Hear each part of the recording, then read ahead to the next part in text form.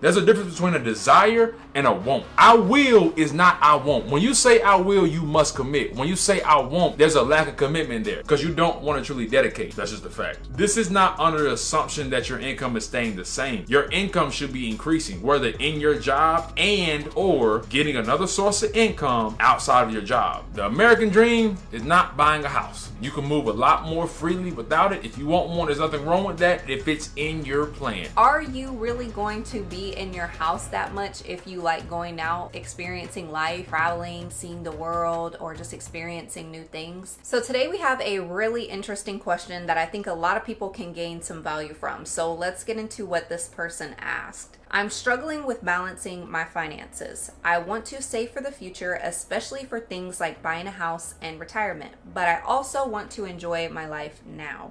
For instance, I love traveling and dining out, but I'm worried I'm spending too much and not saving enough. Can you give me some advice on how to balance saving for the future while still enjoying the present? Well, number one, if you think you're spending too much money, you're probably spending too much money. That's just a fact. If you weren't spending too much money, you wouldn't be thinking anything about it. So that right there tells me you're definitely spending too much money in your budget, and we need to get this thing under control. Okay? That's number one. Number two, I don't know what balance is, right? In success in anything, there is no balance. There is no, I can, eat fast food 4 days a week and work out 3 days a week and I'm gonna have a six-pack and be healthy. No.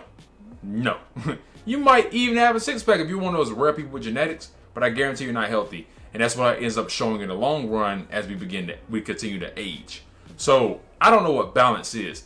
If these are really your goals and your aspirations to get a house and to save for retirement, you got to be top heavy. You have to be weighted way towards your goals. Things like eating out cannot be a priority if that's a real goal for you. It's not an option. If so, it's not really a goal. It'd just be nice. It's more of I hope.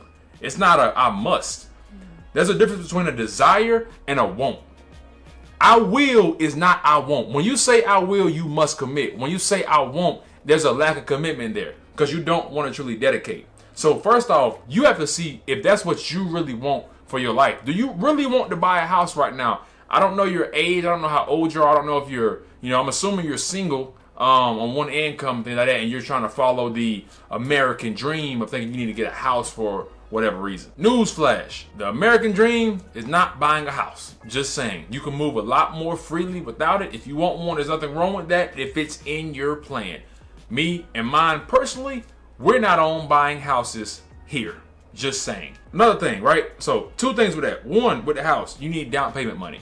Even if you can get a 3% loan, you still need 3% on a $500,000 house or whatnot, right? You still need some kind of liquid money.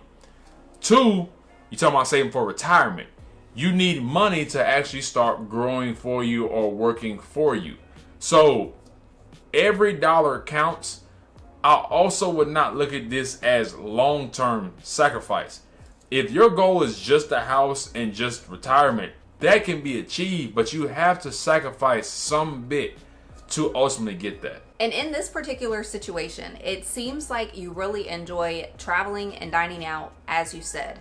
And if you enjoy that, it also seems like you like experiencing life. And so are you really going to be in your house that much if you like going out and experiencing life and traveling and seeing the world or just experiencing new things? So that's just a different perspective. Maybe that's something that you want to reevaluate when you're looking at your goals. But we do not believe in sacrificing so much and being so frugal to where you are not enjoying your life whatsoever. Like, you can still enjoy your life. We do that as much as possible because we want to enjoy every part of our journey. We don't ever want to feel like we're just surviving or just getting by or pinching pennies. Or just waking up to go to work. Yeah. Right. Now there's a time and a place for that because we were in that situation at one point to get us to where we didn't have to do that anymore. So I'm not saying that, every situation is the same. Like, sometimes it does call for that, but you can still enjoy your life, but be a little smarter about it. Like, if you want to dine out, give yourself a set budget for dining out. Like, don't allow yourself to go out every single night and spend, $100 or whatever it is at fancy restaurants, getting, the steak and the sushi and all this stuff. Like, set a budget for yourself. That way you can actually still enjoy the things that you like, but also that you're not spending too much. Like you said, that's a concern of yours, spending too much.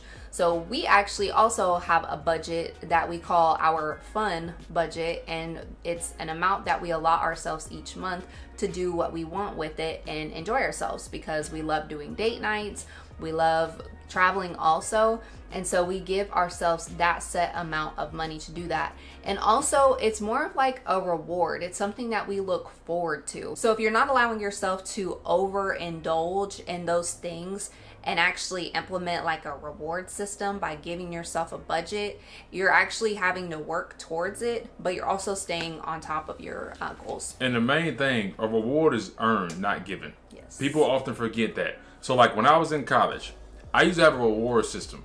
I had to save a certain amount of money that week, and my reward was I could eat out on Friday and Saturday. So that's when I would go to the Japanese places. I would go to Chipotle and stuff like that, years ago. But if I didn't meet my savings goal, you don't eat out. You don't get that. It's a reward. It's not an expectation. You have to gain some discipline with yourself. Hold yourself accountable, because nobody else is going to. So that's a big takeaway right there.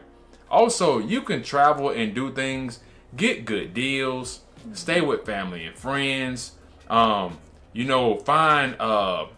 mistake fares for flights, find good hotels or Airbnbs on a deal, message the host, see if you can get extra 10-20% off. There's a lot of ways you can save money with a little bit of effort, even down to eating food. You can still go out and enjoy those pleasures with your family and friends. Bring food. Literally, the way I eat and my nutrition is so on point. I bring a lunchbox with my steaks to a restaurant so I can still enjoy time with colleagues or family and friends, and I eat my home cooked meal. So you see, I'm not depriving myself of that relationship just because, no, make it work. And then you think people may judge you. They look at me in admiration and inspiration and say, man, James, you're so determined, or like, man, you're so healthy. And they see like I'm fit. I'm closer to 30 than I am 20. I'm 28 years old. And they're like, man, whereas they're getting bigger, I'm getting more fit every year.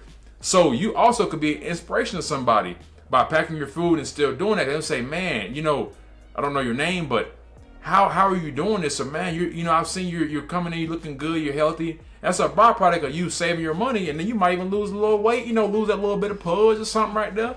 Get in some good shape. And if you are, like, say that week that you're going out with your friends, you haven't spent your budget yet, and you do decide, okay, this day that I'm going out with my friends and family, this is when I'm going to use my budget for the week, that's fine if you decide to dine out. But also don't be the person that's going around offering to pay for everybody's drinks and, paying for extra appetizers or trying to have the bill on them. They look like you're rich or something like that. Trust me. We go out, comedy is our thing, right? We go see comedy across the country. Mm-hmm. All the time we'll see guys who try to impress a girl, and they paying for, her drink, his drink, everybody around drink on a credit card. And I was like, man, little does that lady know, he about to go home and cry that next weekend when he ain't got no money to pay his rent. So, don't be trying to flex, man. Just stay within your lane and do what you got to do. And this is another rule I have that pertains to eating out, period. Whatever your hourly rate is, even if your salary, find the equivalent. You never spend more than that on one meal. Never. So if you make $25 an hour, you don't eat over a $25 meal, because essentially you are eating hours away of your life. And that's another way to start looking at this stuff. Yeah. If you go out and you spend $75 on some appetizers, drinks, stuff like that, and you make $25 an hour, you just spent 3 hours of your life. Gone. $100 is 4 hours of your life. It's not really worth that to me. So that's one of my rules. We follow that. And the good thing is, again, this is not under the assumption that your income is staying the same. Your income should be increasing, whether in your job or, which we preach, getting another source of income outside of your job. Yes. So you can also then increase that budget to go out. Now, we're not saying going crazy, just balling out because you're making money, because again, we want to make a business. A business is the bloodline of a business is money. right? So we're not trying to make a side hustle and just start spending all that money. But as you do more, yes, a percentage of that will go to you to do more things as well. But right now, I'm assuming you just have a job. Whatever your hourly rate is, again, one of my rules of thumb, you don't eat over that. And mixed with the reward system, you don't eat butts on day A and B. So one, you have to earn it and save money. And then two, even when you eat out, you hold yourself to that limit. So therefore, you know you're not going to overspend. So we definitely believe in enjoying your life while still reaching your goals, but that comes with making sure that you are doing this on a budget, getting deals where you can, and also giving yourself limits and actually a reward system in place so you can actually earn those things. And then you can just enjoy it that much more. So we hope that this helps you and anyone else who may be in a similar situation or has the same questions. And if you want to stay connected with us, be sure to click the link in the description box. And make sure you subscribe if you like making money. And if you don't like making money, then don't subscribe, man. It's that simple.